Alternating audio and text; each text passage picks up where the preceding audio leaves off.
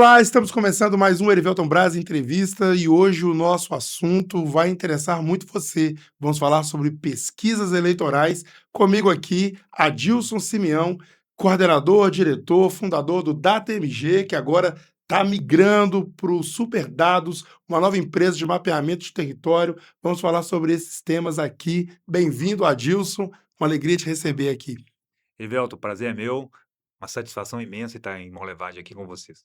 Pois é, Itabirano, mas praticamente monlevadense, cidadão do meio de Piracicaba. Claro, eu tenho uma história muito grande com Monlevade, desde 2001 eu frequento a cidade, iniciei aqui produzindo sites de internet, o primeiro foi para a Simon, e Uhum. depois disso a gente em 2002 criou a empresa de pesquisa, o DataMG, e de lá para cá a gente vem mapeando esse território com uma imensa alegria, e de estar trabalhando aqui com os vários clientes que a gente tem. Muito interessante. Muita gente acha que pesquisa é bicho de 7 cabeças. É de quantas cabeças? Bom, eu na nossa empresa é uma cabeça que eu planejo, penso, desenvolvo. Como eu disse, eu tenho experiência já de 24 anos, desde 2002, trabalhando com pesquisas. Então a gente Uhum. já sabe o que perguntar, o que fazer. E hoje o grande objetivo da pesquisa é entender o que as pessoas pensam sobre as empresas, sobre os governos e ajudá-los a tomar a melhor decisão baseada em dados. Então, já começou chegando, mostrando um ponto alto aqui do nosso bate-papo. Eu queria entender um pouco mais, assim, dessa dinâmica. Como é que funciona uma pesquisa? Quais os objetivos geralmente você busca, com ela? Como que é possível ler, o território, né, a partir desse momento que a Isso. pesquisa ela vem para as ruas, vem para você? Então vamos lá, como é que funciona mesmo uma pesquisa? Quais são as etapas? Vamos bater um papo sobre isso.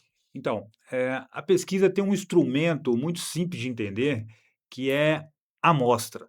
A gente, Uhum. para entender um todo, a gente pega uma pequena parte desse todo e para fazer aquilo que é o resultado da pesquisa. A gente faz uma comparação muito rápida com um exame de laboratório, aonde que uma laboratorista retira uma pequena quantidade de sangue e aí ela consegue ver o nível de glicemia que a pessoa tem, quais tipos de vitamina que elas precisam, Uhum. enfim, qualquer tipo de informação que ajuda ela a tomar no sentido da saúde dela. Então, No caso, da amostra é possível ver o organismo como um todo, né? exatamente.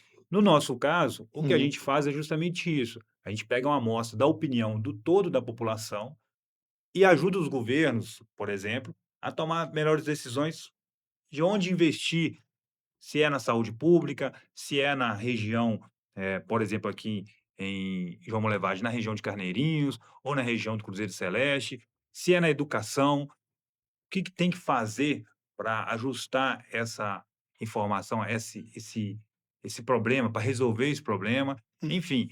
Então a pesquisa traz essas informações para que o tomador de decisão saiba tomar o melhor caminho a seguir. Sim, então a pesquisa funciona muito como uma diretriz. Isso, E, por exemplo, você citou aí questões de investimentos, mas também é muito comum as pessoas olharem para a pesquisa como um instrumento eleitoral, né? claro. E esse ano nós estamos aí em ano de eleições gerais, eleições para deputados, eleições para governadores, presidente da República.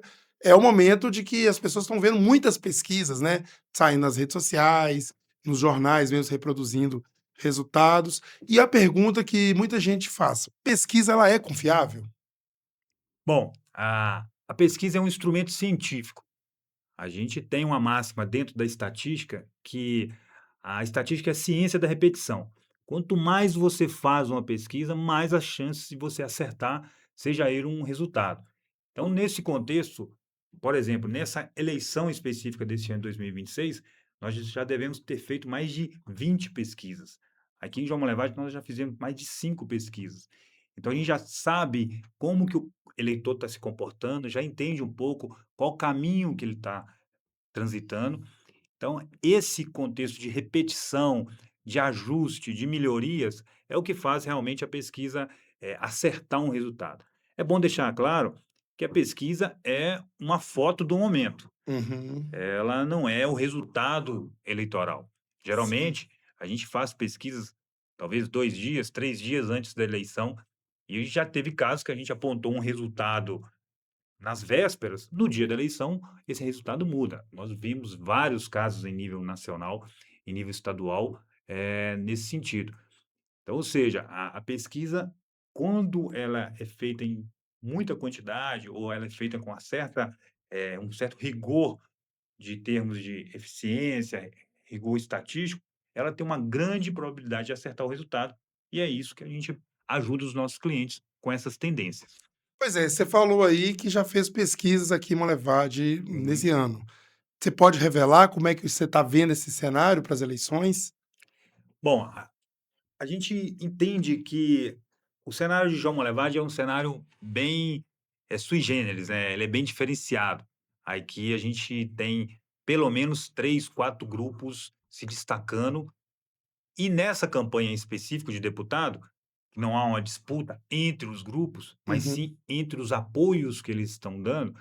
Então a gente está percebendo que a divisão aqui está bem, clara, com o grupo do atual governo, grupo mais à esquerda do PT, com as candidaturas do PT, com as uhum, que são múltiplas, são vários candidatos que o PT tem aqui, é uma base que é bem extensa, então tem vários candidatos que vão ser votados aqui.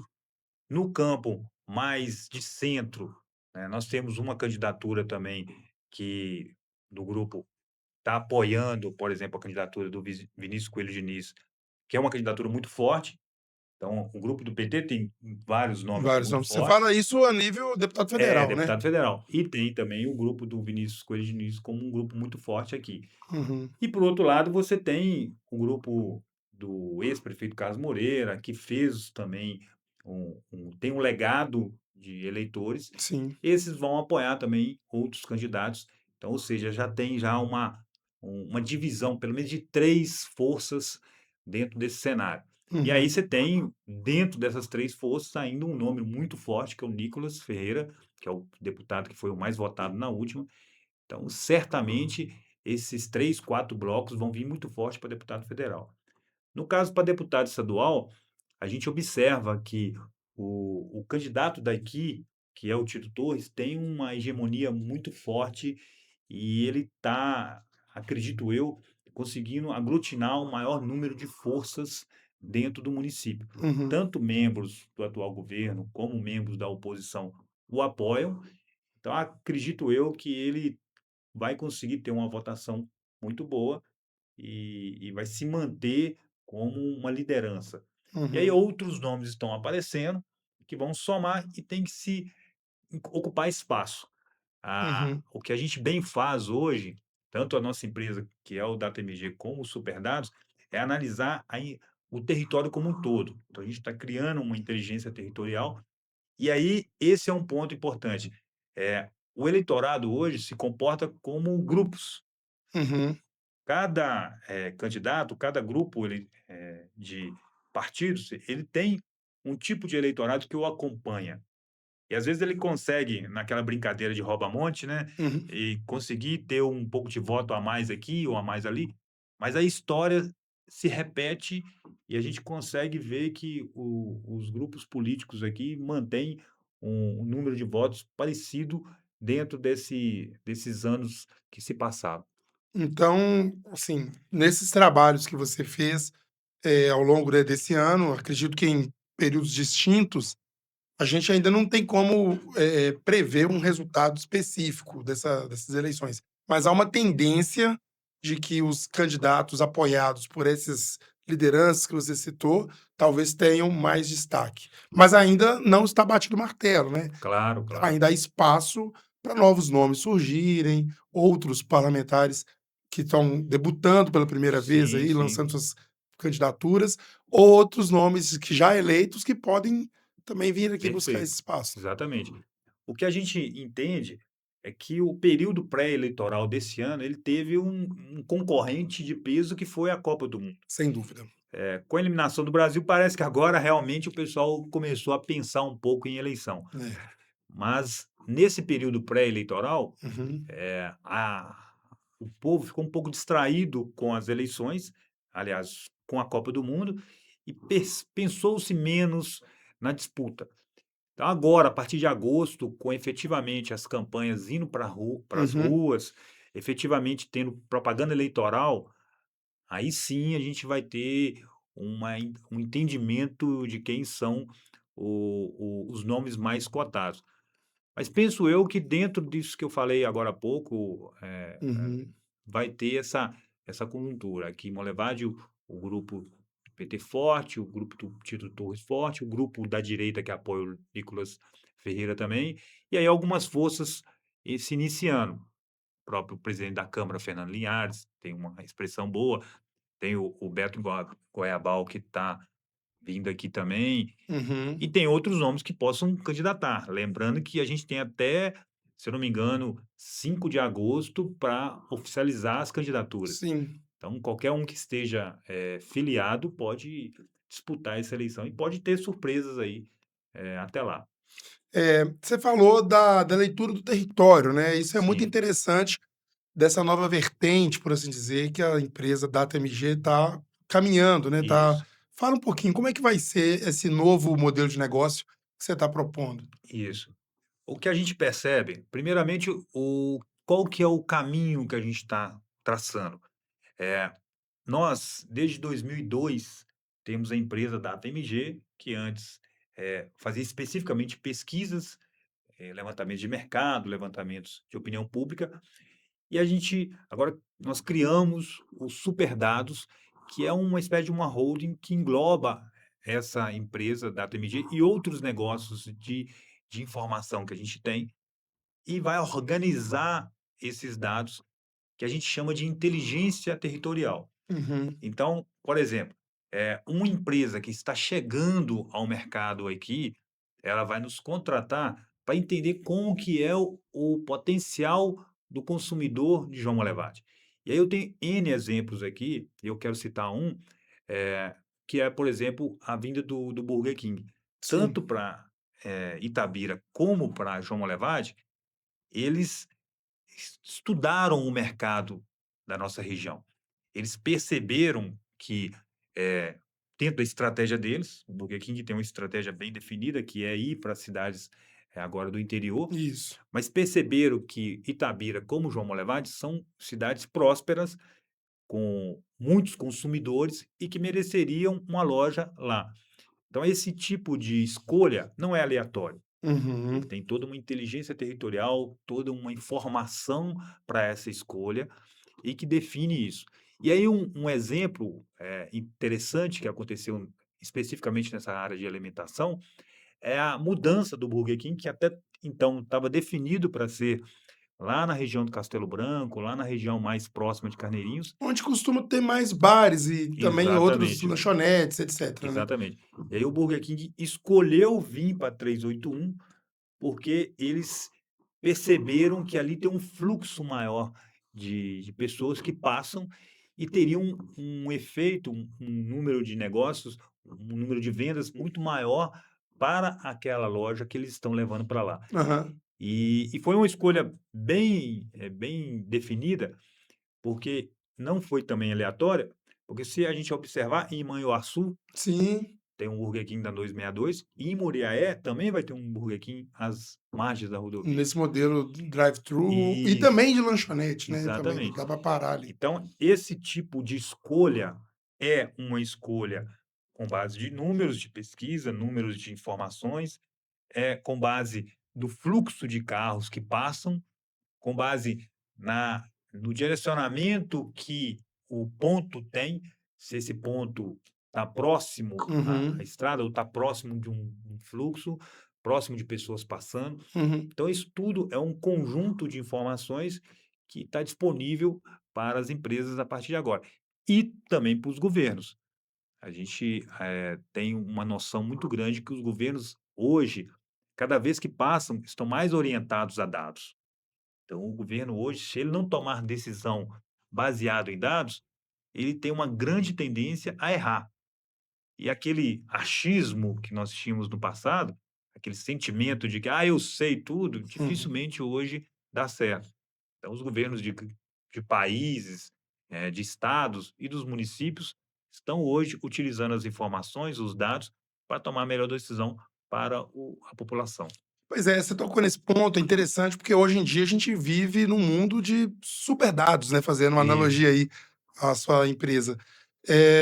A gente consome, a gente tem um perfil, né, de pesquisas no Google, por exemplo. Então, assim, o algoritmo, ele conhece quem é o Erivelto, quem é o Adilson, quem é o sim, Guilherme ali na direção, a partir das pesquisas que a gente faz. Então, assim, os dados estão aí e eles são um espelho da nossa vida, né? sim, E como é que a pesquisa entra? Eu pergunto isso porque, assim, no mundo de redes sociais, em que muita gente expõe sua opinião, como diferenciar o que é ruído do que de fato é uma tendência forte?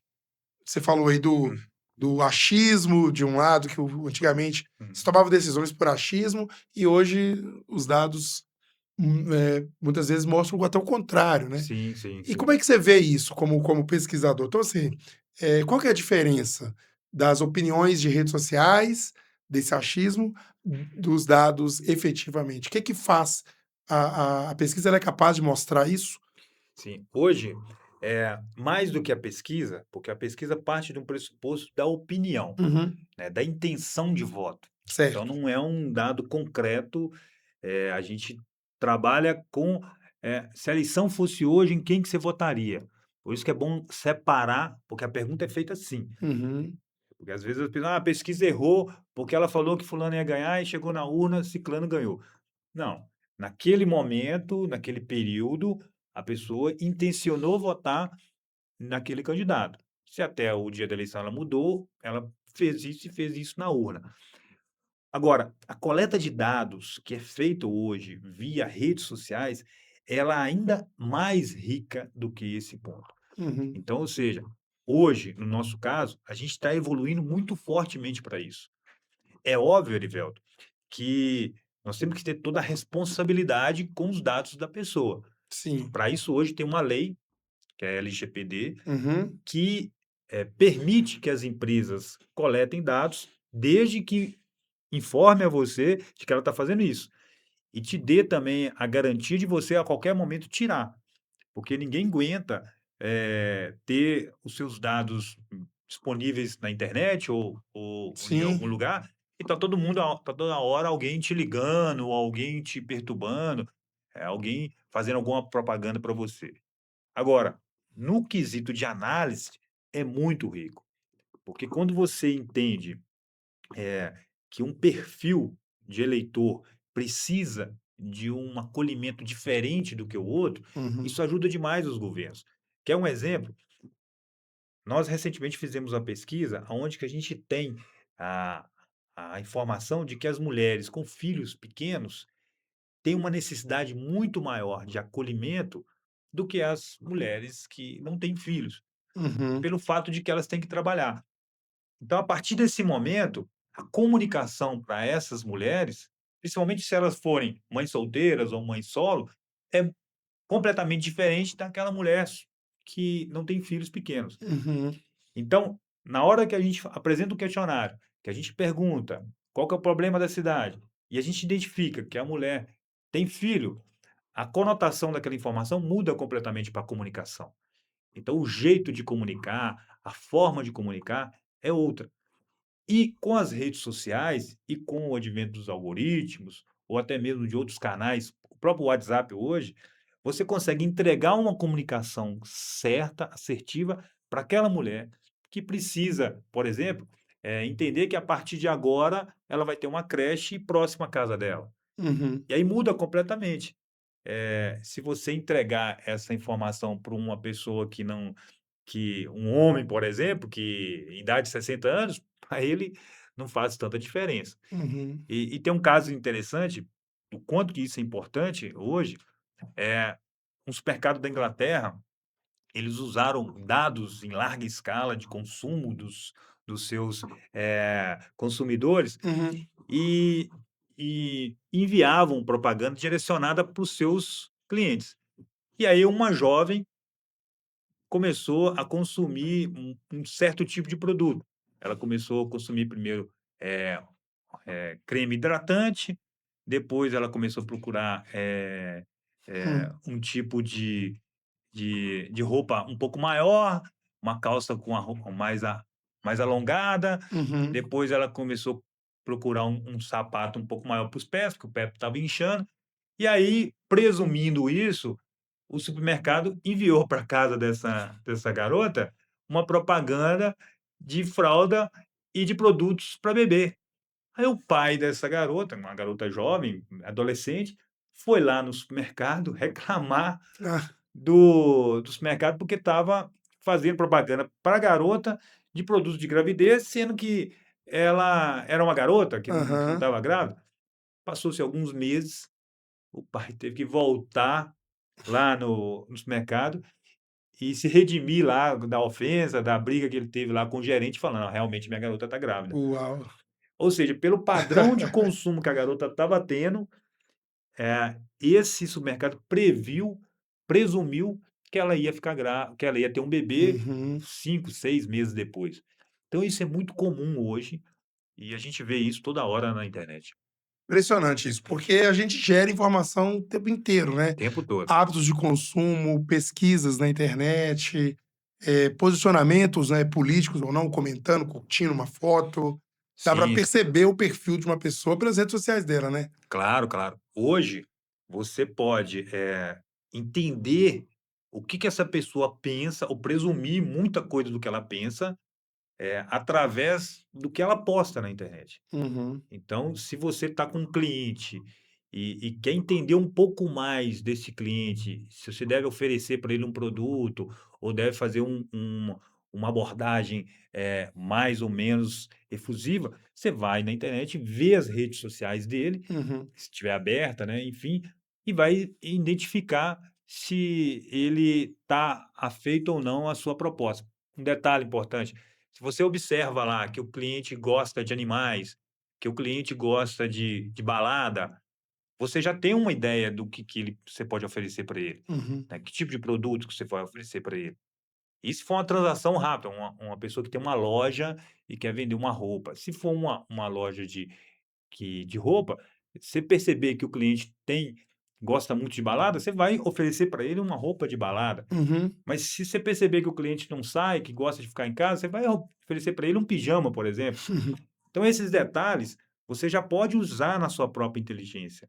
Só que com a tecnologia, fica muito mais rápido.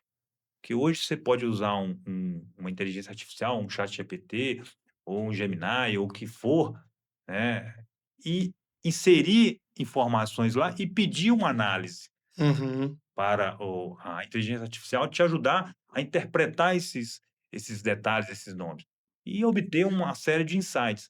Então o que a gente faz é justamente isso, organizar essa informação e dessa informação gerar uma decisão, e que essa decisão seja assertiva e que ajude o cliente no objetivo dele, seja um governo que é prestar um bom serviço público ou seja uma empresa que é aumentar as vendas dela. Nossa, muito bacana. Você falou aqui do que as pesquisas, as perguntas, elas acabam, buscando a essência do que aquela pessoa pensa. E Sim. como é que funciona essa sua análise desses pensamentos, dessas informações? Como é que você analisa a pesquisa, os dados, para poder gerar o relatório final? Então, com a tecnologia hoje está muito melhor do que era antes.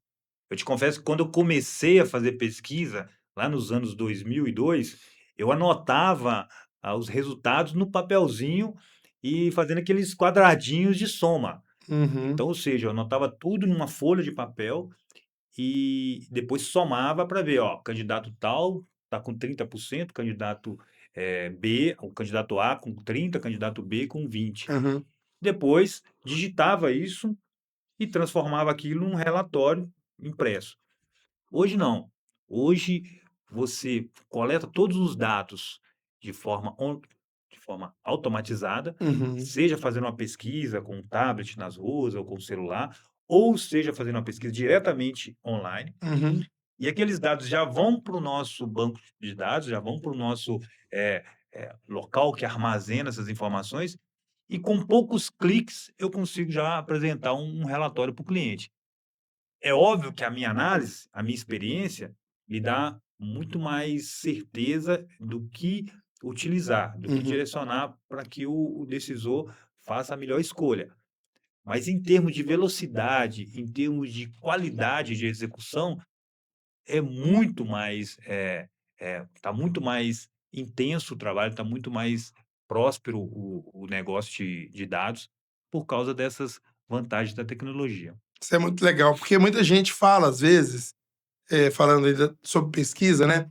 Assim, ah, eu não acredito em pesquisa porque eu nunca fui entrevistado, Uhum. né? Como é que você lida com com En essa questão? então, é uma pergunta que nós, que somos pesquisadores, sempre, eh, hum, invariavelmente nos fazem ela, principalmente pessoas que às vezes vão criticar a pesquisa. "Eu não acredito Uhum. na pesquisa porque eu nunca fui entrevistado". É. Então imaginemos que a gente faça uma pesquisa aqui em João Monlevade, com 300 entrevistados, dentro de um universo que tem 60.000 eleitores. Uhum. Então a chance de uma pessoa ser entrevistada é 1 em 200, é de 0,5%. Uhum. Então é uma chance muito pequena. E esse momento, de pesquisa, hoje ele tá as chances vão aumentar, por quê? Antes as pesquisas eram todas, a maioria delas, face a face e presenciais. Agora a chance vai aumentar, porque com o advento da internet e Uhum. com as pesquisas online, então, vira e mexe você vai ter uma pesquisa para responder pela internet e com qualidade. Esse é o ponto muito importante, que a gente tem feito muitas pesquisas também usando a captação via internet, e a gente percebe, lógico, com o método que a gente tem que ter toda uma checagem dos dados, toda uma segurança da pesquisa. Uhum. Então, a chance das pessoas responderem uma pesquisa hoje vai aumentar ao longo do tempo, e a participação delas é sempre bem-vinda, porque quanto mais participação, melhor a qualidade da informação. Você tocou no ponto aí da pesquisa online, né? Assim, por exemplo, como o Jornal Notícia faz os 100 melhores há 25 anos, e a pesquisa começou ainda no tempo ainda do questionário de papel, hoje ainda a gente tem para dinamizar, Isso. mas ainda tem a questão online. A gente sabe que tem uma maneira de fazer um filtro, né? Assim, pelo menos Claro. no caso dos 100 melhores, que a gente está na organização, a gente sabe que isso é possível. Mas em outras pesquisas, você como evitar que a mesma pessoa vote várias vezes para influenciar o resultado? Como é que você Sim. faz isso? Então, a pesquisa presencial, ela tem uma dinâmica bem específica, que é a identificação do do entrevistado. O Uhum, entrevistado, obviamente, quando ele responde o questionário, ele deixa o nome dele e deixa o telefone dele, para justamente que ele, possa ser acionado para efeito de checagem. Esse é um método, é uma técnica que a gente repete. Então, a partir do momento que a gente tem o nome da pessoa, o telefone dela, que assim ela nos deu, aham, de e que não é publicado, não é divulgado, é sempre simplesmente para checagem, a gente consegue comprovar se a pesquisa foi feita ou não. No caso do online, a gente usa algo muito parecido, que a gente faz a checagem também, no caso dos 100 melhores, que tem o nome, o telefone da pessoa, o e-mail dela, que ela, espontaneamente, fornece, para que justamente a gente tenha certeza de que aquela pessoa existe. uhum, Então depois a gente volta a campo, como a gente fala, pega o telefone, literalmente liga para as pessoas, para uma amostra dessas pessoas, geralmente 20%, e confirma: "Ó, você realmente respondeu essa pesquisa? aham, Você realmente falou, essas respostas? Ou dentro dessas aqui, quais que você, respondeu?". Então isso aí é um instrumento de checagem que nos dá a garantia que a pesquisa é verídica. aham, Agora a gente está fazendo um trabalho de pesquisa, usando, de coleta de dados, usando também a identificação do do endereço eletrônico da pessoa, ah, tá. sem necessidade que ela nos passe nome e telefone. Como que é feito isso? É um cruzamento de informações, tudo online, onde que a pessoa, ao responder, a gente identifica todo mundo que conecta à internet, ela recebe um IP, que é Sim, um Internet Protocolo, é um protocolo de internet. E isso é atrelado ao provedor da pessoa e atrelado a ela, ao computador dela.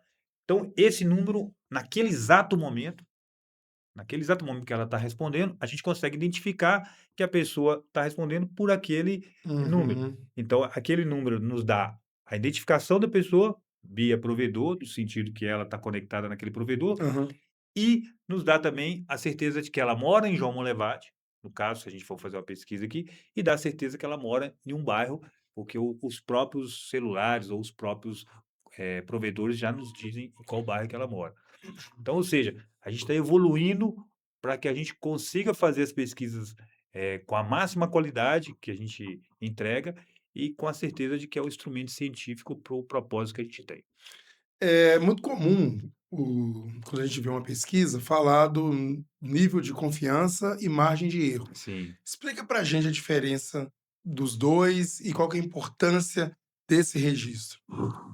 A margem de erro é uma boa pergunta, porque isso aí a gente sempre esbarra nesse detalhe quando uma pesquisa é publicada. Uhum, A margem de erro é um intervalo de que o resultado pode estar.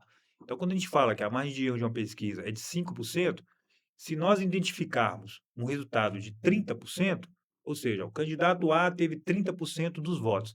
Então, quer dizer que ele pode ter 35% ou 25%. Então, esse intervalo, tanto para mais ou para menos, é a margem de erro. E o intervalo de confiança de 95% diz que, se nós fizermos 100 pesquisas, 95 estarão dentro daquela margem de erro. Ou seja, uhum, você tem essa certeza de que a margem de erro é aquela que a gente determinou, é a que vai ser considerada. E um detalhe importante, que eu sempre falo para os clientes, e lida muito com relação a investimento, o valor que ele tem que investir e tudo mais, que quanto maior a amostra, menor a margem de erro. Então, se você uhum, fizer uma pesquisa, por exemplo, com 1.000 entrevistados, você vai ter uma margem de erro de 3%. Se você fizer uma pesquisa com 400 entrevistados, você vai ter uma margem de erro de 5%. No caso, em nível Brasil, costuma-se fazer uma pesquisa com 2.000 entrevistados, para ter uma margem de erro de 2%. Então, isso que determina uhum. o tamanho da margem de erro, é o tamanho da amostra. Entendi. Em relação também a um dado de pesquisa mais, qualitativa, né, Sim. quando a gente vê como você avalia um governo, por exemplo, essa pesquisa, ela sempre Uhum. você já deve ter feito várias, aí tem lá ótimo, bom, e tem gente que vota no regular. Sim. Como é que é mesurado esse regular? Então, eu sempre digo para os clientes, principalmente de governo, que o regular não é coisa muito boa. Porque Uhum, quando você vai num restaurante e você sai de lá com a sensação, a comida é mais ou menos, então geralmente você não gostou, né. uhum. O encantamento, ele é sempre ótimo ou bom, Que é a avaliação que é a positiva avaliação de um positiva. governo, de um candidato, É. etcétera. O descontentamento, que é a avaliação negativa, é ruim e péssimo, e o regular, ele tá ali num limiar ali de conquista. Uhum, Penso eu que é uma das informações mais importantes quando você vê várias. Eu tive agora recente numa prefeitura que o regular do governo estava 40%. Então tem um campo enorme de muito conquista. grande. Porque a vantagem do regular é que ele está mais próximo do ótimo e bom. Então, ou seja, se você conseguir cativá-lo, você vai trazê-lo para o ótimo e bom. Mas, ao mesmo tempo, também ele está próximo também do ruim e Ruim, péssimo. péssimo. Se você não cativá-lo, ele vai começar a criticar. Então, esse regular é aquele em cima do muro, né? Que, de um lado, os que acham que o governo está bom ficam chamando ele, vem para cá, vem para o meu lado, e do outro lado, os que estão achando que o governo está ruim, estão chamando ele para o outro lado. Agora, não existe regular positivo e regular negativo, numa pesquisa. Tem essa Eu possibilidade de mesurar isso? tem algumas técnicas de perguntas que fazem essa distinção. Eu, particularmente, evito fazê-la porque, eh, se nesse caso, se eu quiser ter uma opinião definitiva, aí eu faço uma segunda pergunta, que é geralmente você aprova ou desaprova o governo. Uhum, E aí na figura do prefeito, na figura do líder em questão, aí eu falo especificamente, você aprova ou desaprova o prefeito. aham. E aí sim, a gente tem já tira a pessoa de cima do muro. E aí a gente consegue ver se aquela tendência do regular está indo mais para o bom, ótimo, ou se está indo para o ruim ou péssimo.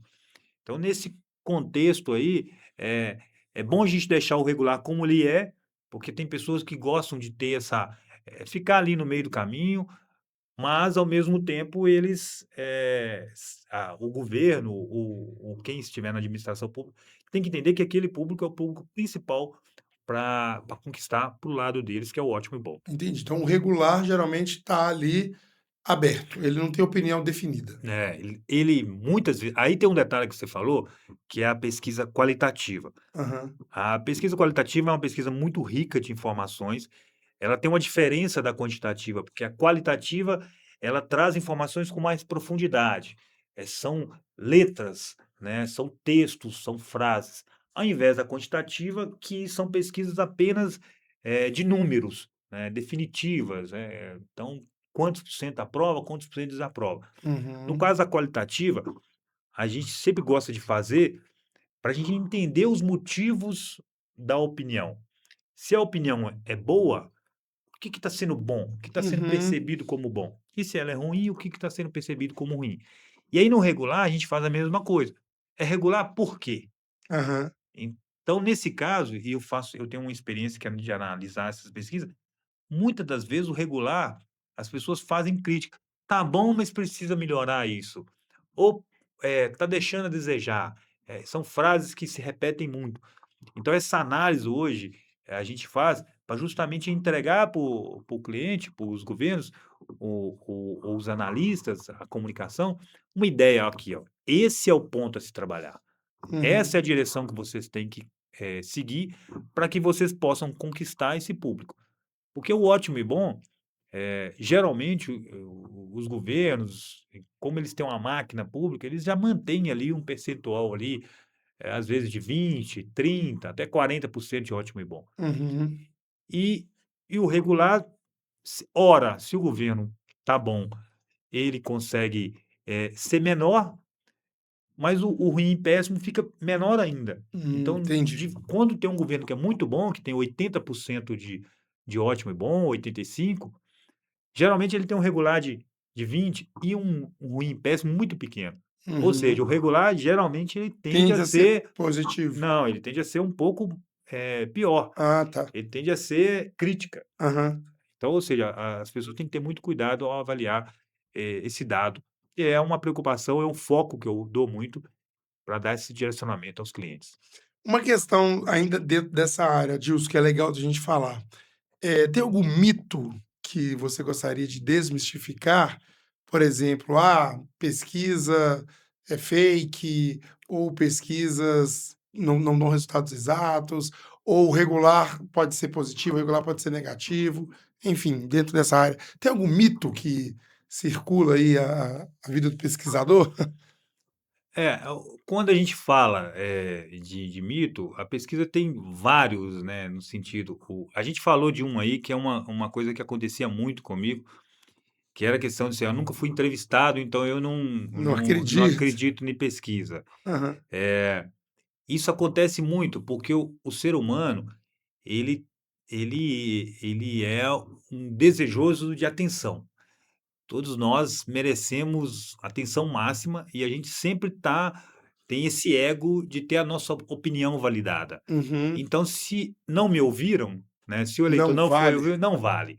Então a pesquisa tem essa dificuldade no passado, agora nem tanto, de tentar, diminuir eh, essa não atenção que se é dada. Uhum. Hoje não, com o advento da internet, com as pesquisas online, é mais simples para o eleitor dar a opinião dele, para que ele participe mais. E Uhum. quanto mais ele participar, melhor para o processo, porque a opinião dele se torna mais validada.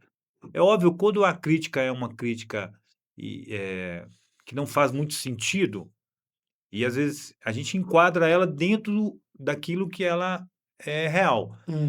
Então, às vezes, a crítica vai para o lado pessoal, é uma crítica que desdenhosa, porque a pessoa não teve acesso à informação que ele queria.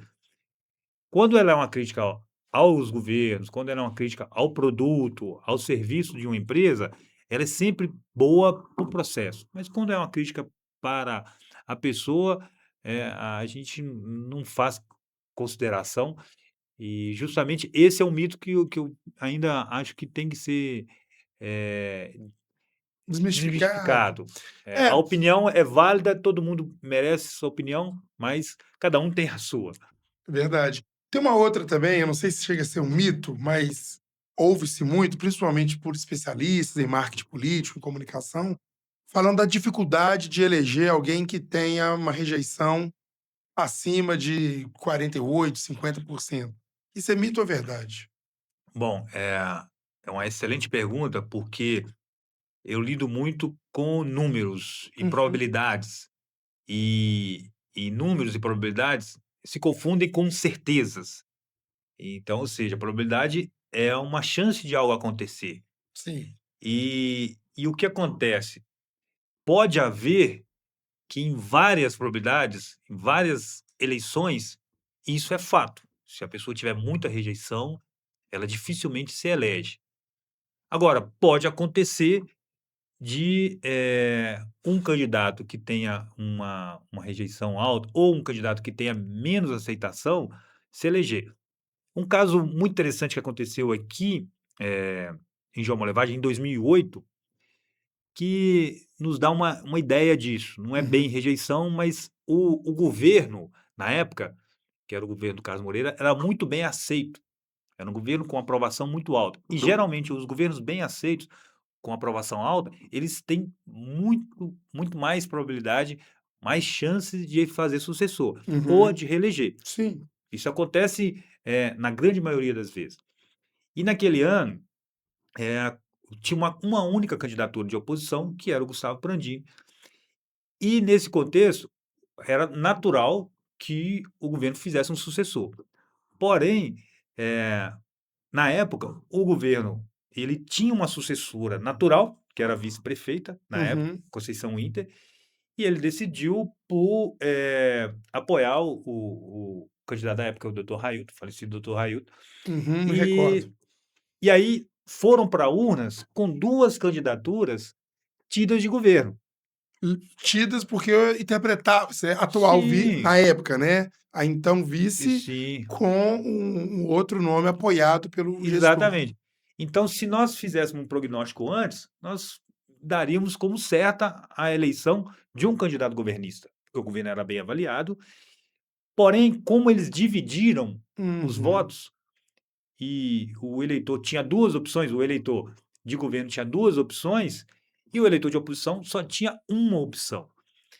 Então aquela eleição foi vencida pelo Pradini, mesmo que a maioria da população, queria uma continuidade do governo. entendi.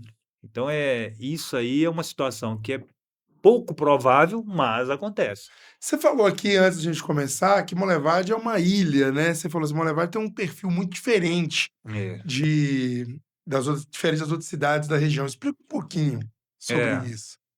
na Eu realidade eu peguei o gancho por conta disso que você falou é, aí, uma tendência de eleger um governista e surgiu um nome de oposição e é, acabou levando.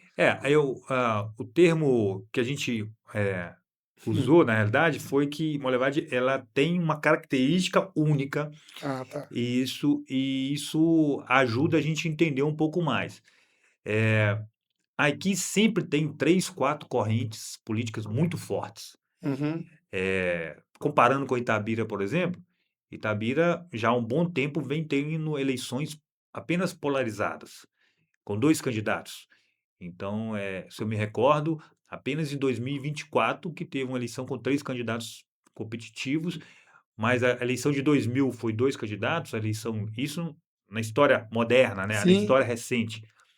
E aí você tem de 2000 para cá, eh em 2008 foram 2 candidatos polarizados, em 2012 foi polarizado, em 2016, por mais que tivesse 5 candidatos, mas na época a disputa ficou entre Ronaldo Magalhães e, Bernardo Mucida. Em 20, mesma coisa, tinha 2, 3, 4 candidatos, mas a disputa ficou entre Marco Antônio e Ronaldo. Enfim, o Monlevade Se teve características diferentes. Monlevade sempre tem mais de 3 vices, É. no mínimo 3, né, É, geralmente. exatamente. Então isso, é uma maturidade política que na região aqui ela se destaca. E isso mostra que tem formas diferentes de pensar, formas diferentes de entender a cidade, e isso é um contexto único aqui. E um detalhe que me chamou a atenção, e eu também gosto muito de analisar a história, os Aham, números da história, os números das eleições, sim. que foi a campanha agora recente para presidente, que na região toda, no segundo turno, quase que o candidato da esquerda, né, o Lula, ganhou, e só aqui em Monlevade que o Bolsonaro ganhou no segundo turno, virando um resultado, que no primeiro turno o Lula ficou na frente, no segundo turno o Bolsonaro ficou na frente, Uhum, numa cidade que é governada por um prefeito, que é do PT. Então aham. esses detalhes, essas diferenças E como explicar isso? Você chegou a estudar esses dados das eleições de é um 2022? é uma boa pergunta, e eu tenho, assim, uma visão de Aham, como, isso aconteceu. Porque Monlevade, ele é uma cidade que tem uma atração muito grande de empreendedores.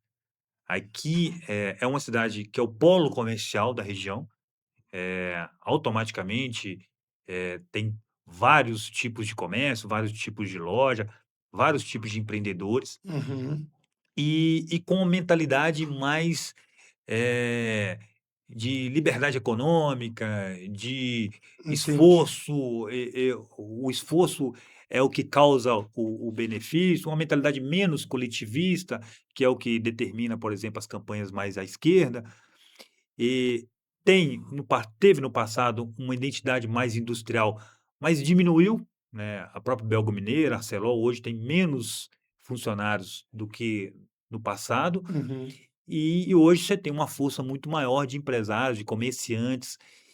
E o que eu percebi à época, que esses grupos, aí fazendo uma análise do bastidor, uhum. na virada do primeiro turno para o segundo turno, esses grupos de comerciantes, de empresários, eles se organizaram muito bem e fizeram uma força-tarefa para justamente mudar o resultado. E aí o esforço de campanha foi evidente, foi claro. E eu penso que essa mentalidade comercial, empreendedora, do Molevadense fez esse resultado de 2022 aqui para presidente. Então, assim, o perfil que você avaliou no momento, né, de 22, é que o Monlevadense ele tinha uma tendência mais à direita, por Mais à assim dizer. direita, é. E é Mas isso você interessante. acha que muda hoje, inclusive com a reeleição, né, do atual prefeito Laércio, que está aí no seu segundo mandato consecutivo, terceiro mandato na história. Você acredita que isso se mantenha? Assim, o cenário nacional, ele é extremamente polarizado, mas assim, nos extremos, né, nas Uhum, pontas. Se a gente for analisar as pesquisas nacionais, a gente vê que o candidato, o presidente Lula tem, né, a liderança com um pouco mais de 40%, e o segundo lugar, que é o membro da família Bolsonaro, que é o Flávio, tem também próximo de 40%, dependendo do instituto de pesquisa.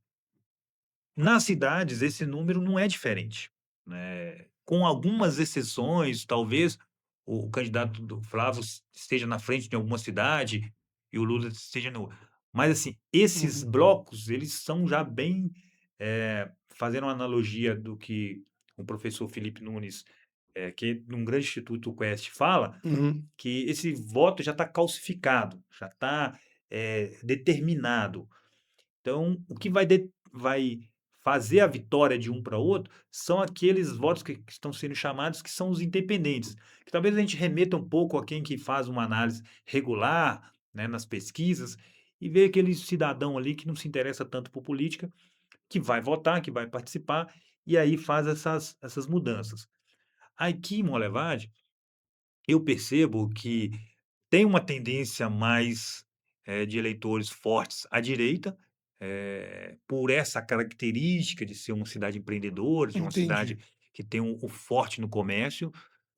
Agora, nas últimas eleições para prefeito, principalmente na última, o candidato do PT, que é um candidato de esquerda, que é o Uhum, Laércio, ele teve um desempenho muito bom entre os bolsonaristas, entre aqueles que diziam que iam votar no Bolsonaro. Eu Uhum. fiz várias pesquisas nas ruas, eu gosto de ir às ruas, eu gosto de pesquisar também, e gosto de ler os resultados também que chegam até a mim, com os detalhes. Muitas pessoas falam assim: "Ah, eu não voto no PT, mas no Laércio eu voto. Eu sou bolsonarista, mas no Laércio eu voto". Uhum. Então, ou seja, aqui dentro de Monlevade teve essa característica que culminou no resultado da última eleição, que aí é um fato consumado. Sim. Então, nesse contexto, eu penso que, para 26, eu te confesso que a gente ainda não debruçou ainda os resultados de presidente nas cidades Ah, tá. como Itabira. A gente vai fazer uma pesquisa em breve agora, no mês de agosto, vamos publicar as pesquisas para justamente a gente entender esse cenário de como que está essa divisão para presidente. Eu lembro que em 22 a gente chegou a publicar uma pesquisa aqui no Jornal Notícia, que Uhum. dava o candidato Lula um pouquinho mais na frente, Eu me m lembro. mas foi uma pesquisa feita em 5 cidades, se eu não me engano, 5 ou 4 cidades: Itabira, João Monlevade, Barão e Santa Bárbara. Então essas cidades, por exemplo, Barão, não, principalmente Itabira e Santa Bárbara, são cidades mais que têm tendência mais à esquerda. Então são cidades que, por exemplo, o PT sempre ganhou em Itabira, com exceção em 2018. Então, Uhum. em 2018, Itabira acompanhou aquilo que aconteceu em Minas Gerais inteiro, né, e Santa Bárbara tem sempre votação alta para candidatos do PT. Então essas características de cada cidade são únicas e a gente tem essa vantagem, a gente tem essa inteligência territorial de estar sempre mapeando isso aí e ajudando a imprensa, ajudando os nossos clientes a tomar essas decisões e analisar esses números. Sem dúvida. Pois é, Adilson, ao longo desses anos todos como pesquisador, com certeza você tem alguma história para contar, né? De algum bastidor, alguma pesquisa que não saiu como você esperava, outras que surpreenderam. Como é que você tem aí, visto essas suas histórias? Como é que É. o que que você pode revelar para a gente? Erivelto, 24 anos já fazendo pesquisa, tem muita janela, já rodei muita estrada de terra, já visitei mais de 50 cidades aqui na nossa região, fiz pesquisas em interior da Bahia, Espírito Santo, São Ah, Paulo. Agora eu estou me lembrando aqui, de como que a pesquisa, ela ajuda, como que as informações ajudam na tomada de decisão, e foi uma coisa um pouco diferenciada, que numa cidade aqui próximo a Guanhães, a gente chegou, uma cidade pequena, a gente foi fazer uma pesquisa lá e contratado, a intermediação foi feita por um grupo que gostaria de lançar um candidato contra um governo que era bem avaliado, ou seja, dificilmente ia perder, uhum, só que esse candidato era muito rico, tinha muitas posses e automaticamente esse grupo queria que ele lançasse candidato, porque ficaria mais fácil a campanha, o gasto, o próprio candidato bancaria. entendi. Porém, o candidato que estava nos pagando a pesquisa, que nos contratou, então nós devíamos a lealdade para com ele. E o grupo queria muito que ele fosse candidato e falava: "Não, você tem que deixá-lo aí um pouquinho melhor na pesquisa". Eu falei, pensei assim: essa conversa eu já sei onde que vão terminar, não é o que eu faço, eu vou seguir o meu trabalho". Uhum, E aí esse candidato que achava que poderia eh, disputar, nos contratou e chegou para mim, no particular, e falou: "Eu quero uma pesquisa certa, uma pesquisa honesta, uma pesquisa que realmente fale a verdade". Eu falei: "Perfeito, vou a campo para com esse propósito". E ao chegar no campo, a gente viu que o candidato não tinha chance nenhuma, ele tinha uma dificuldade enorme, a família dele tinha uma rejeição grande dentro da cidade, ou uhum, seja, ele ia perder dinheiro, ele ia perder tempo, ele ia ser literalmente, estraçalhado nas eleições, e o que a pesquisa mostrou. E aí a gente apresentou esse resultado para ele, e ele desistiu da campanha, desistiu da aventura, uhum. e o grupo ficou um pouco chateado comigo, porque eu não coloquei esse candidato bem, não falei de uma forma mais como se diz, diferente para que ele pudesse ter acreditado que ele tinha chance. Uhum. Então esse momento na Hum. minha trajetória aconteceu várias vezes, de candidatos querendo ficar um pouquinho mais acima da pesquisa, ou melhorar um pouco mais os números, mas eu sempre me neguei a fazer isso, porque é a base de qualquer trabalho. É como alguém que é dono de um restaurante e vai fazer uma comida mais salgada, ou uma comida com mais Uhum. tempero, e para agradar um, mas vai desagradar a totalidade dos clientes. Entendi. Então esse é um ponto que a gente sempre trabalhou com essa integridade, com esse foco em trazer a realidade. E essa história eu me lembro porque, eh, era um engano. Tava a ideia das candidaturas era Hum. enganar o candidato para que ele botasse mais dinheiro Nossa. e fosse para a disputa mesmo não tendo condição. É, bastidor eleitoral eu já vi de É, muita coisa acontecendo também, é. e realmente não dá para acreditar em pesquisa que é direcionada para agradar o Sim, sim. candidato, né. É. Muito nas eleições tem alguns jargões, e um deles que é muito famoso, é que na eleição vale tudo, só não vale perder, né. É. Então a gente, entende isso do ponto de vista das campanhas, mas do ponto de vista nosso, que, somos uma empresa de inteligência de dados, uma empresa que preza pela informação para ajudar na decisão, Uhum. a gente tem as nossas premissas. Então o nosso trabalho é um trabalho com base científica.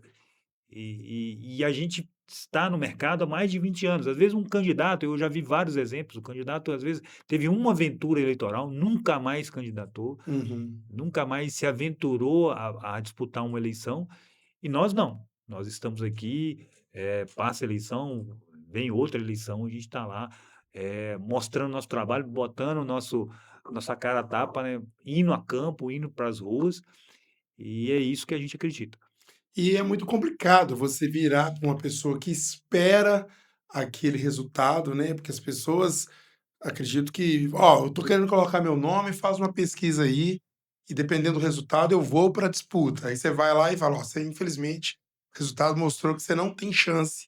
Você Uhum. pode até ir, porque não é impossível, mas é muito difícil você ganhar". Dá esse diagnóstico, é igual É, o médico que tem que falar sim.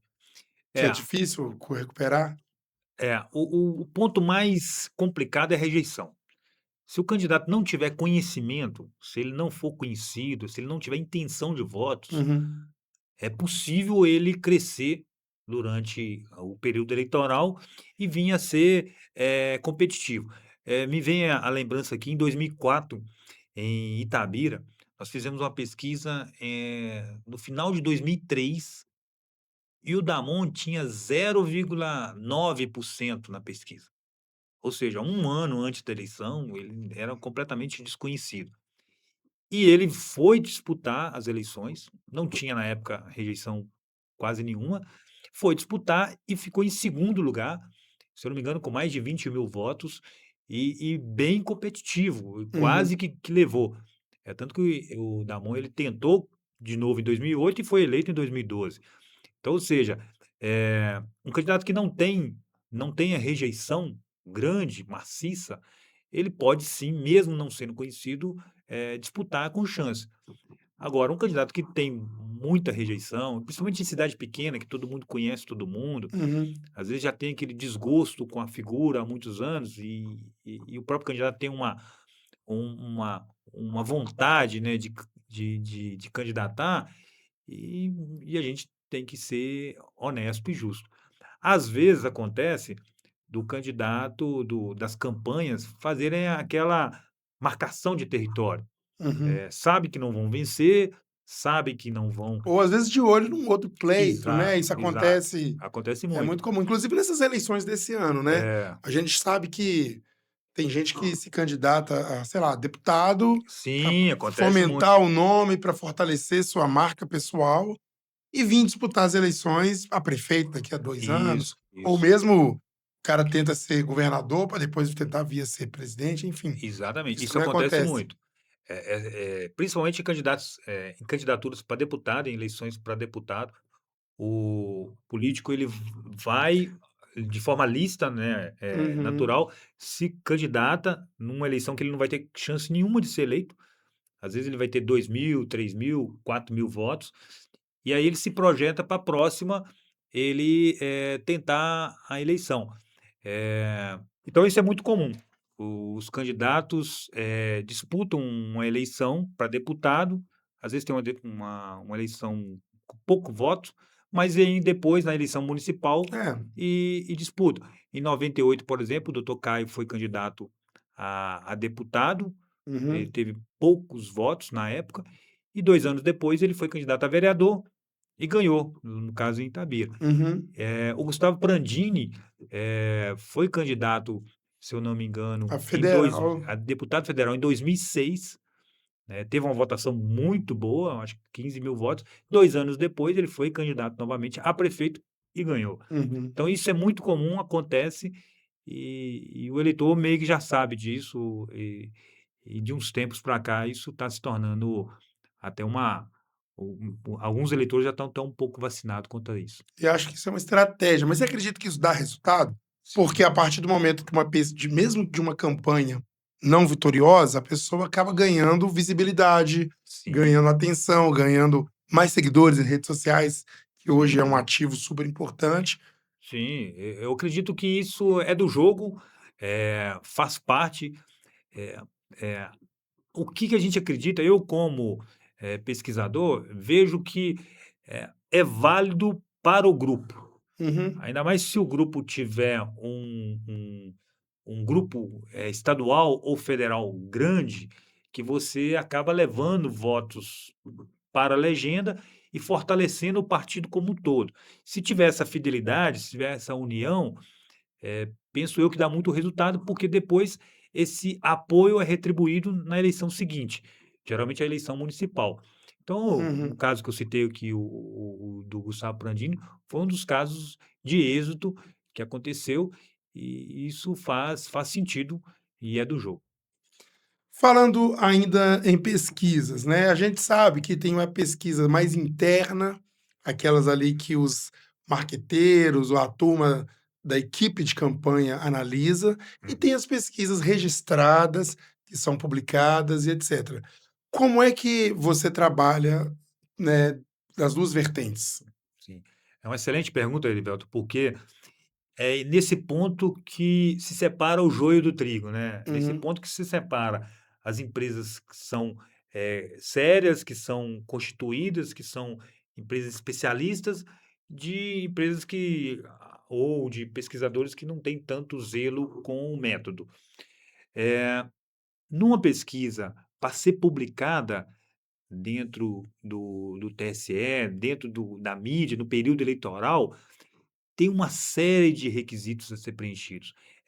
O Brasil tem uma das resoluções mais, severas com relação ao registro de pesquisa, uma das resoluções mais completas, uhum, que normatiza a publicação de uma pesquisa e que mostra para o cidadão que a pesquisa, para ser publicada, ela tem que ser uma pesquisa que siga regras. uhum, Então, todos os anos eleitorais, o TSE, ele determina as resoluções, as regras para publicação, e nós, Instituto de Pesquisa, se quisermos publicar, devemos segui-las.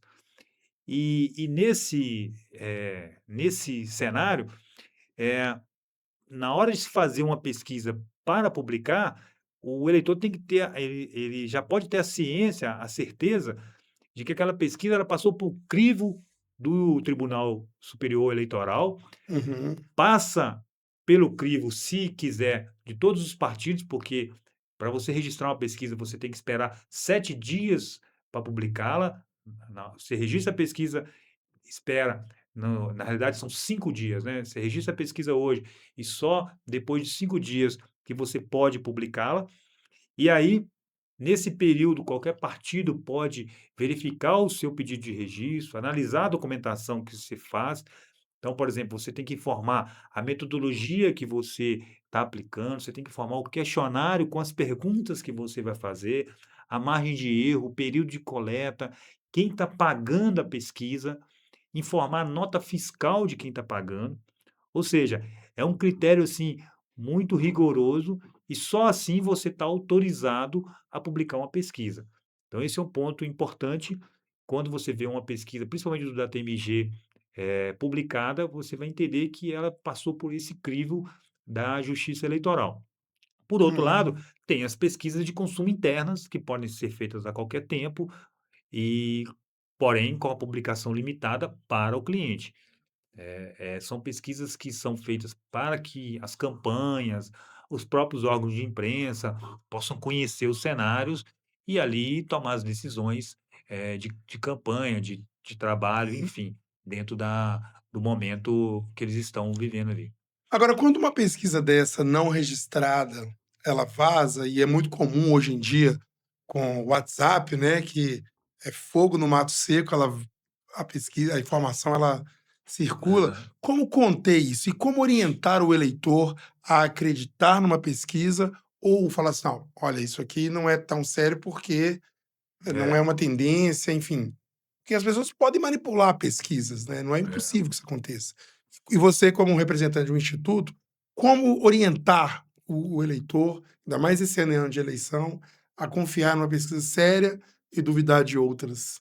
Sim, o que acontece com a internet hoje, todos os nossos arquivos, a maioria dos arquivos hoje, de qualquer empresa, de qualquer meio de comunicação, tudo Uhum, hoje, tem cópias online e cópias, de papel. Por exemplo, um relatório, no passado a gente entregava esse relatório apenas no papel, hoje você tem a apresentação em PDF, que você apresenta numa tela, o cliente pode ver no celular, ele pode ver, uhum, num ambiente online.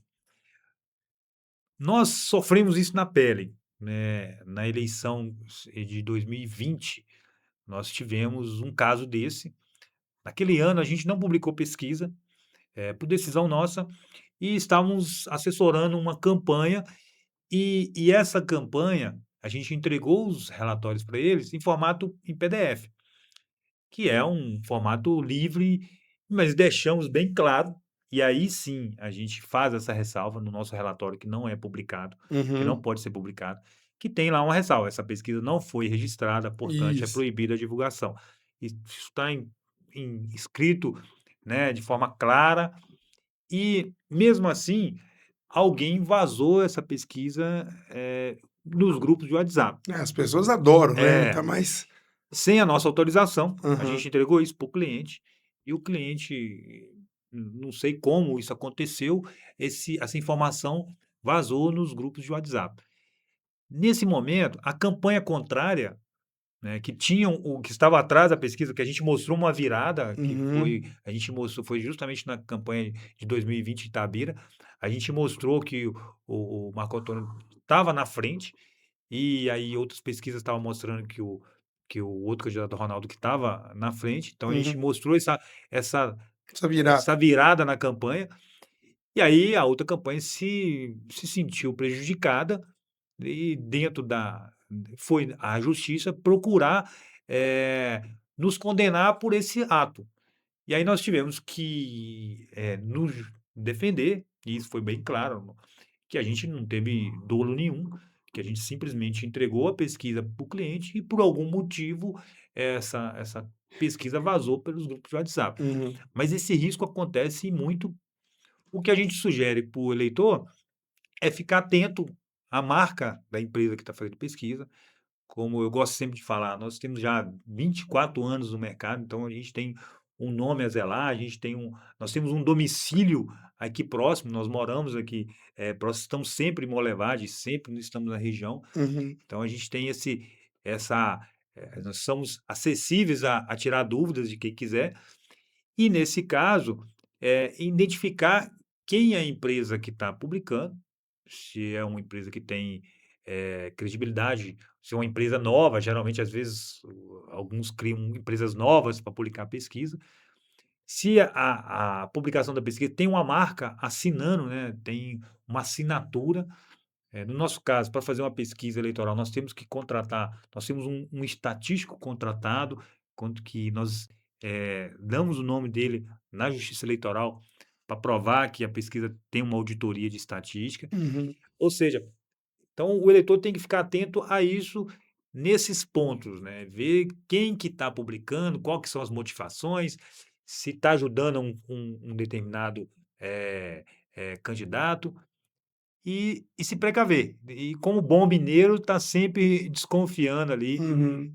que quando a esmola é muito, o santo desconfia. É verdade. Adilson, a gente já caminhando aqui para o final do nosso bate-papo, vamos começar agora com um ping-pong, uma pergunta e resposta rápida, que é muito legal para a gente conhecer um pouco mais do Adilson, um pouco mais desse seu trabalho. Vamos lá? Sim? Então, assim, um livro que você recomenda. Bom, eu estou lendo um livro muito interessante agora, que fala sobre inteligência artificial, que eu recomendo muito, principalmente para os jovens, que é A Próxima Onda, que é do Mustafa Suleyman, que é CEO da Microsoft IA. E ele fala de um jeito, assim, muito, eh prático de como que a inteligência artificial está mudando a vida das pessoas, como que vai mudar, porque, ele já está fazendo a previsão, principalmente como que vai interferir nos governos, como que vai interferir na segurança, como que vai interferir no dia a dia. Então é uma leitura que eu penso que vale a pena, principalmente para as pessoas que são desse ramo, para entender um pouco mais do que está vindo pela frente. Então, aí, o pessoal mais jovem que se interessa por esse tema, anota a referência, hein? Repete, por favor, o nome do livro. É A Próxima Onda, Mustafa Suleyman. Um documentário ou uma série que vale a pena assistir. Então, documentário, como a gente está falando muito de dados, de inteligência territorial, eu sugiro, um documentário muito interessante, não sei, Privacidade Hackeada, que está na Netflix, que fala sobre como que uma empresa chamada Cambridge Analytics, ajudou, no caso, a campanha do Donald Trump em 2016, como que eles conseguiram fazer essa virada, nas eleições, mas eles usaram uma forma um pouco controversa, que foi usar dados de Facebook, captando esses dados. Eu não sei se você lembra, teve uma época que tinha aqueles testes de personalidades, que o Facebook Aham. oferecia, e você fazia um teste de como que você é, de como Eu me que lembro. e aí você dava um monte de informação. Então, através desse tipo de teste, eles captaram milhões de informações, então eles acabaram que eles tiveram um banco de dados rico e conseguiram virar a eleição lá em 2016 e outras. É um documentário muito interessante, Privacidade Hackeada. E isso tem a ver com o que a gente falou, né? Que Muito, nós muito. produzimos dados e conteúdos o tempo É. inteiro. E aí uma série que eu gosto muito, eu quero sugerir para os pais, e você que também que é pai, que é uma série que está na Netflix também, que é Avatar. Tem duas séries, não sei se você já viu, Uhum. que tem o desenho e tem a série também agora com personagens reais. É uma história fantástica de disciplina, de honra, de glória, e eu gosto muito de assistir com meus filhos, então eu sugiro para os pais que às vezes tem falta de conteúdos bons, e é Uhum. um conteúdo legal para ter, Muito para bom. ver. Dentro da sua área ou até fora dela, um autor ou um pesquisador que você se inspira ou admira? Então, na minha área, eu gosto muito do Felipe Nunes, da Quest. Gosto muito do jeito dele, explicar as coisas. Ele, como bom mineiro, Uhum. facilita muito o entendimento nosso de como, o o o eleitor, de como que o consumidor, principalmente o brasileiro, ele escreveu bons livros recentes, sobre os temas. Então é um pesquisador, um professor que vale a pena, seguir, porque ele tem uma leitura, bem prática de como que as pesquisas, os dados estão ajudando o brasileiro a se entender melhor. Uhum. Agora falando aqui da nossa região, né, como que é para você a cidade de João Monlevade? Bom, falar de Monlevade é de uma satisfação enorme, porque Monlevade foi uma cidade que me acolheu muito bem nos anos 2001. Nos anos 2000, né, eu cheguei aqui especificamente em 2001, para trabalhar, fazer alguns trabalhos. Era estrada de terra ainda, ou seja, a gente passava naquela estrada ali do forninho, Hum. pegava uma poeira brava E Itabira era muito e longe, né? longe, nossa, quem quisesse andar só no asfalto tinha que dar uma volta lá no trevo. Então, Monlevade eu tenho uma gratidão enorme, tenho ótimos amigos aqui, tenho ótimos clientes, e falar de Monlevade é primeiramente agradecer a oportunidade que ela sempre me deu, e é uma cidade que é muito muito querida para mim. E ainda para finalizar esse ping-pong, um sonho profissional que você ainda não realizou e que gostaria? Então, esse sonho profissional que eu estou trabalhando para ele é muito específico dentro da área que eu estou agora, que trabalhar com a minha empresa de tecnologia, que é o Superdados, de uma forma que eu atraia, que eu consiga desenvolver talentos na área de tecnologia. A gente está vislumbrando, Erivelto, que nós possamos fazer aqui na nossa região uma espécie de vale um Iron Valley, né, para fazer um Uhum, Vale do Ferro, ou não vou falar Vale do Aço, porque já tem, mas uma uma cópia, algo que se inspire no Vale do Silício, com uma série de empresas de tecnologias que possam desenvolver aqui o nosso mercado, que possa atrair jovens de outras regiões para, uhum, trabalharem aqui, viverem aqui. A qualidade de vida hoje de Monlevade e da região é muito boa. Então aqui nós temos aqui, vários equipamentos públicos, equipamentos de consumo, e absorver essa mão de obra de tecnologia, trazer esses jovens para criar novas empresas de tecnologia, é um sonho que eu quero inspirar com o Superdados. Superdados, para mim, ele vai ser, uma estrela, uma guia, né, um uhum. ponto de partida para que outros jovens venham e criem outras empresas também nessa direção. Pegando o gancho na sua questão da juventude, né, minha próxima pergunta seria: que conselho você daria para um jovem que quer trabalhar com pesquisa, quer entender mais Uhum. desses dados tão importantes hoje nos mercados? Que conselho você daria? Bom, eu sou um grande entusiasta da tecnologia. Eu comecei a viver a internet lá no final de 97, 98, e comecei a a a a entrar na internet, porque antes a gente entrava na É. internet, né, conectava na internet. E Uhum, aí nos anos 2000 eu fui trabalhar num grande provedor de internet que é a Valinet, então eu absorvi muito e isso mudou muito a minha mentalidade, mudou muito a forma como eu enxergo, os negócios, como que eu enxergo as oportunidades. Então, para o jovem hoje, uma sugestão é que eles entendam muito de como que a inteligência artificial vai gerar negócio. Não como um fim, uhum, mas como um meio. E trabalhar. Se o jovem gosta de esporte, que é uma área que eu gosto muito também e que eu acho que tem muito a evoluir, que ele adapte a inteligência artificial ao esporte. Por exemplo, análise de resultados, análise de comportamento dos jogadores, como melhorar, um fundamento de um jogador de futebol, uhum, estatísticas de jogos, é um exemplo muito bom que está crescendo muito esse tipo de conteúdo, uhum, e tudo aquilo que for. Outra área que eu acho que eu creio que, né, que pode o jovem pode investir muito é na área da saúde, da biomedicina, de como que a inteligência artificial vai mudar a vida das pessoas, no sentido de uma melhor análise dos resultados de exames, de como que ela vai ajudar a buscar um entendimento maior do corpo humano. Enfim, estude essa área, absorva, porque tenho certeza de quem investir nisso, quem se dedicar a isso, porque o maior ativo do jovem hoje é tempo, quem se dedicar a isso, o seu tempo, vai ter um ganho e vai ganhar muito com essa próxima onda. Agora uma pergunta para o pesquisador, né, Sim. para a gente finalizar esse bate-papo. Quais perguntas você gostaria de ouvir mais vezes?